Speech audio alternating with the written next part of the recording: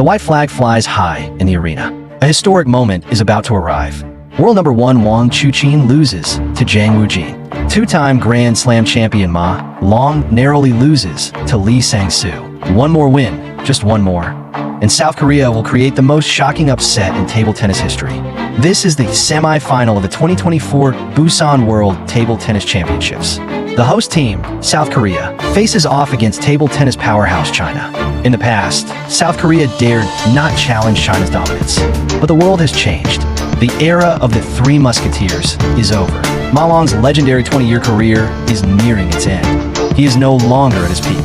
China's new generation core, Wang Chuqin, lacks experience in major tournaments. Zhendong, who had carried the burden of being China's top men's singles player for a decade, was battling a high fever, pale-faced, drenched in sweat, holding a cold loaf of bread, and using a hot water bottle to soothe his stomach, barely managing to stand. A sense of despair permeated the Chinese team's bench. The South Korean team's bench, however, was brimming with hope.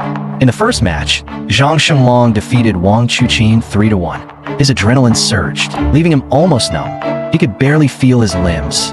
He could hardly believe he had just defeated the opponent hailed as Ma Long's successor on the world's biggest stage. The Chinese audience was completely silent. The South Korean audience erupted in thunderous cheers. Following this, Zhendong stepped onto the court for the second match, his opponent being Lim Jong-hoon, who bore the responsibility of securing South Korea's second point. Lim Jong-hoon attempted to take the first point with his signature backhand attack, but he underestimated the power of this iron-willed top men's singles player who had carried the burden for the Chinese team for a decade. Zhendong was at his limit. His body was exhausted, but his will remained unwavering. Powerful backhand shots, relentless pressure. Lin Jiqiang was powerless to resist. 3-0, a complete victory, a resounding triumph. Next up was Ma Long. The Korean team believed defeat was inevitable, sending out their lowest-ranked player, Lee Sang-soo. They felt losing was expected, but Lee Sang-soo didn't play by the script. Back and forth, the score fluctuated. The match went into a deciding game. Ma Long's stamina was exhausted. Lee Sang-soo won the match. The Korean team stole the third victory. No one could believe it. The audience was incredulous. Chinese fans were incredulous. Even Ma Long himself couldn't believe it. South Korean fans were ecstatic, singing and dancing. Chinese fans, however, sighed in heartbreak. Then, the fourth game began. Zhendong stepped onto the court again. The nation needed him again.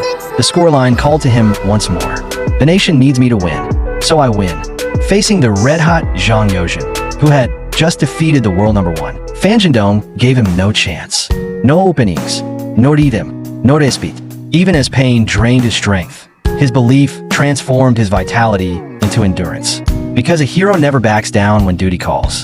3-0, leading again. A comeback forged by his backbone. A turning point initiated by his roar.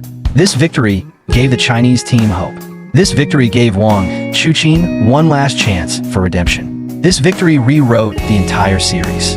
After the match, the South Korean team frankly stated, "We didn't lose to the Chinese team, we lost to Zhendong." Perhaps this is the most profound truth in the world of sports.